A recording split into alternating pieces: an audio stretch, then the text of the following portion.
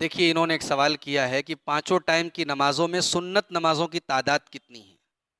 سب سے پہلی بات تو آپ یہ سمجھ لیجئے کہ پانچ ٹائم کی نماز میں جو نماز فرض ہے وہ تو ہم سب جانتے ہیں. فرض نمازوں کے علاوہ جتنی بھی نماز ہے وہ سب سنت ہے.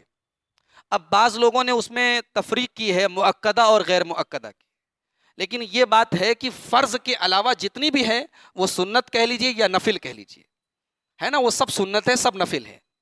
اب اس میں 12 رکعت نمازیں ایسی ہیں جن کی بڑی تاکید کی گئی ہے اور جن کے اوپر اللہ کے رسول بڑی پابندی سے عمل کرتے تھے. وہ 12 رکعت کون کون سی ہیں؟ وہ فجر میں ہے، فجر کے پہلے 2 رکعت، جو اگر چھوٹ جائے کسی وجہ سے جماعت کے پہلے آپ نہیں پڑھ پائیں گے تو جماعت کے بعد پڑھیں گے.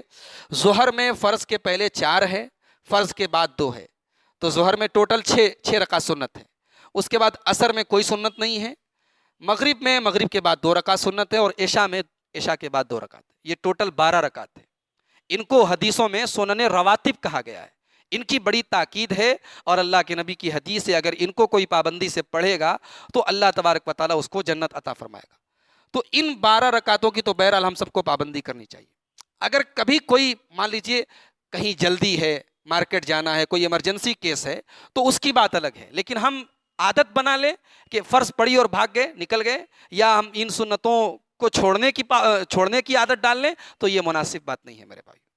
ہاں، یہ الگ بات ہے کہ یہ 12 رکعت نمازیں اگرچہ ان کی تاکید ہیں لیکن یہ فرض نہیں ہے. اگر ان کو کوئی چھوڑتا ہے تو ہم یہ تو نہیں کہیں گے کہ وہ گنہگار ہے، لیکن وہ اللہ کے رسول صلی اللہ علیہ وسلم نے ایک ایسی سنت جس پر آپ نے پابندی کی ہے اس کو چھوڑ رہا ہے، تو یہ رسول سے محبت کے تقاضے کے خلاف بات ہے. اسی لیے بعض علماء نے، چونکہ ایک حدیث ہے بخاری کے اندر کہ اللہ کے نبی کے پاس ایک صحابی آئے اور انہوں نے پوچھا کہ میرے اوپر اسلام میں کیا کیا چیزیں فرض ہیں. تو اس حدیث میں اللہ کے نبی نے صرف 5 ٹائم کی نماز کہا تھا کہ تمہارے اوپر فرض ہے. تو جب وہ صحابی جانے لگے تو انہوں نے کہا کہ واللہ لا ازید علی ھذا ولا انقص، میں 5 ٹائم کی نماز سے نہ کم پڑھوں گا نہ زیادہ پڑھوں گا. تو اللہ کے نبی نے فرمایا کہ اگر یہ سچ بول رہے ہیں تو یہ کامیاب ہو گئے.